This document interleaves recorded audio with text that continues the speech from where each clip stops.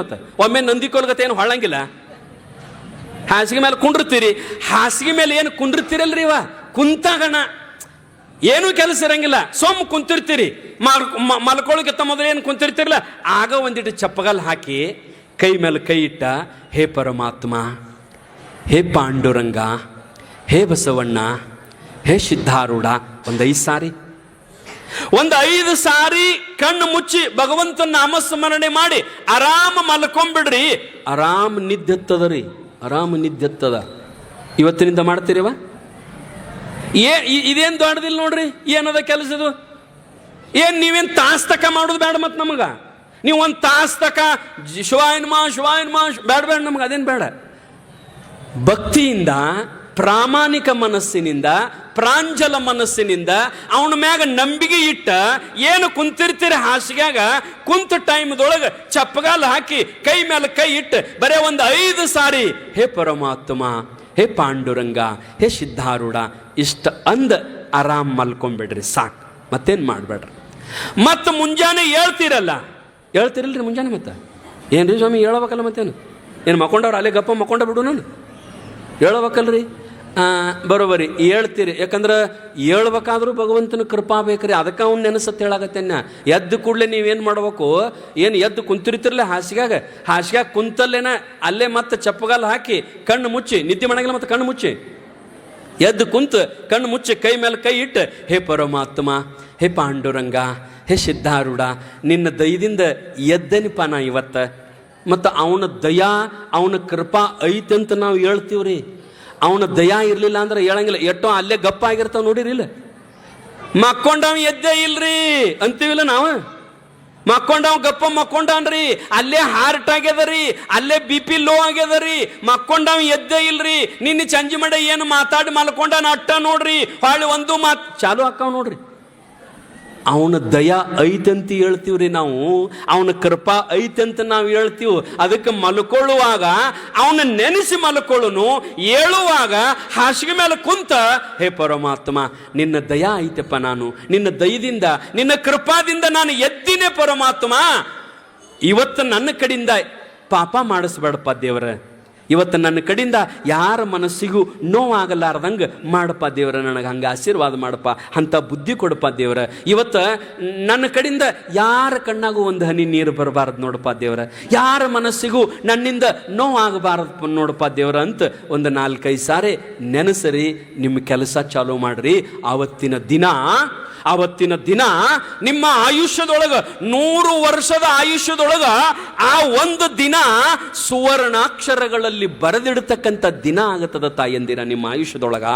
ಅದಕ್ಕೆ ಅವನೇನು ಮಾಡ್ರಂತಂದ್ರೆ, ಎದ್ದು ಕೊಳ್ಳೆ ಮಲ್ಕೊಂಡಾಗ ಇವತ್ತಿನಿಂದ ಚಾಲನೆ ಮಾಡ್ಬೇಕು. ನೀವು ಮಾಡ್ತೀರಿ?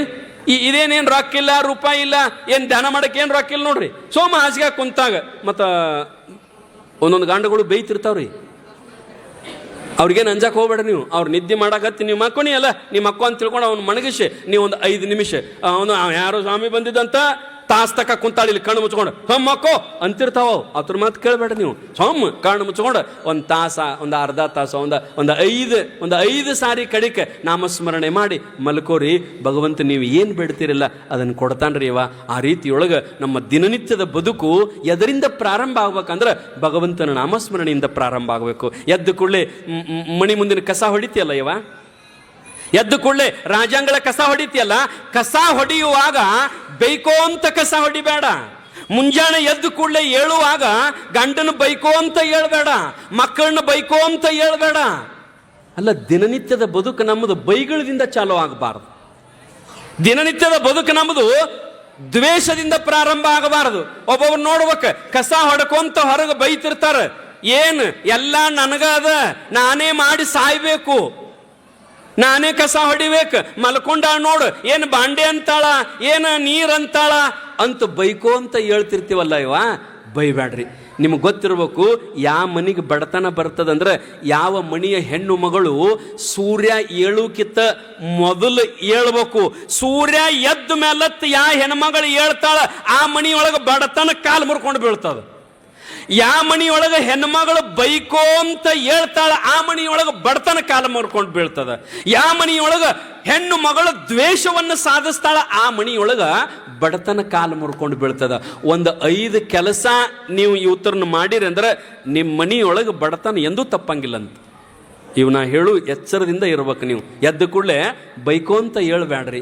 ಏನ್ ಮಾಡ್ರಿ, ಹೊರಗೆ ಕಸ ಹೊಡಿತೀರಲ್ಲ, ಹೊರಗೆ ಕಸ ಹೊಡೆಯುವಾಗ ಕೃಷ್ಣನ ನೆನೆಸ್ರಿ, ರಾಮನ ನೆನೆಸ್ರಿ, ಸಿದ್ಧಾರೂಢನ ನೆನೆಸ್ರಿ. ಹೇ ಸಿದ್ಧಾರೂಢ, ನಿನ್ನ ದಯದಿಂದ ಎದ್ದಿನಪ್ಪ, ಇದು ನನ್ನ ಮಣಿಯಲ್ಲ ನಿನ್ನ ಮಣಿ ಅಂತ ತಿಳ್ಕೊಂಡು ನಿನ್ನ ಅಂಗಳ ಕಸ ಹೊಡೆಯಕತ್ತೇನೆ ದೇವ್ರ ಅಂತ ಅವನ ಮಣಿ ಅಂತ ಕಸ ಹೊಡೀರಿ, ಅವನ ಮಣಿ ಅಂತ ನೀರು ಹೊಡೀರಿ, ಅವನ ಮಣಿ ಅಂತ ರಂಗೋಲಿ ಹಾಕಿರಿ. ಯಪ್ಪ ನಾನು ನಿನ್ನ ಸೇವಾ ಮಾಡಾಕತ್ತೀನಿ, ಈ ಮಣಿ ನಿಂದದ, ಈ ಮಣಿಯೊಳಗಿನ ಸಾಮಗ್ರಿ ನಿನ್ನೋದಾವ, ನಾನು ನಿನ್ನ ಸೇವಾ ಮಾಡಾಕತ್ತೀನಿ ಪರಮಾತ್ಮ ಅಂತ ತಿಳ್ಕೊಂಡ ಭಗವಂತ ನಾಮಸ್ಮರಣೆ ಮಾಡ್ಕೊಂತ ಕಸ ಹೊಡೀರಿ.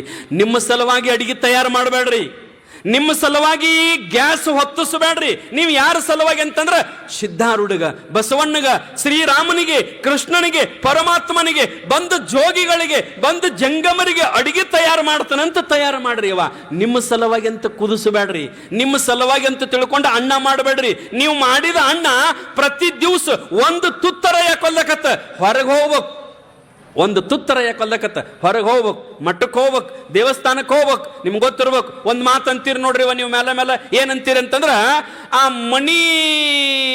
ಮನ್ಯಾಗ ಏನು ರೊಟ್ಟಿ ಮಾಡ್ತೀರಲ್ಲ, ಮೊದಲನೇ ರೊಟ್ಟಿ ಮನಿ ಹಿರಿ ಮಗ ತಿನ್ನಬಾರ್ದು ಅಂತೀರಿ ನೋಡ್ರಿ. ನೀವು ಅಂತೀರಿಲ್ರಿ, ಮೊದಲು ಮಾಡಿದ ರೊಟ್ಟಿ ಮನಿ ಹಿರಿ ಮಗ ತಿನ್ನಬಾರ್ದಂತ. ಯಾಕೆ ತಿನ್ನಬಾರ್ದ್ರಿ? ಏನು ತಿಂದ್ರೆ ಸಾಯ್ತಾನ ನಾವು? ಏನಾದ್ರಾಗ ವಿಷ ಹಾಕಿರ್ತೀರೇನು? ಯಾಕೆ ತಿನ್ನಬಾರ್ದಂತೀರಿ? ಯಾಂಬಲ್ರಿ ಸ್ವಾಮಿ, ನಮಗರ ಏನು ಗೊತ್ತರಿ, ಮನೆಯವ್ರು ಹಂಗ ಹಿಂದಿನವ್ರು ಹೇಳ್ಕೊತ ಬಂದಾರ, ನಾವು ಹಂಗ ಮುಂದಿನವ್ರು ಹೇಳ್ಕೊತೋಕಿವು. ಏನಂತಂದ್ರ ಮೊದಲನೇ ರೊಟ್ಟಿ ಮನಿ ಹಿರಿ ಮಗ ತಿನ್ನಬಾರ್ದು. ಯವ್ವ, ಮೊದಲನೇ ರೊಟ್ಟಿ ಮನಿ ಹಿರಿ ಮಗ ಅಟ್ಟ ಅಲ್ಲ, ಮನ್ಯಾಗ ಯಾ ಮಗನೂ ತಿನ್ನಬಾರ್ದು ಅದನ್ನ.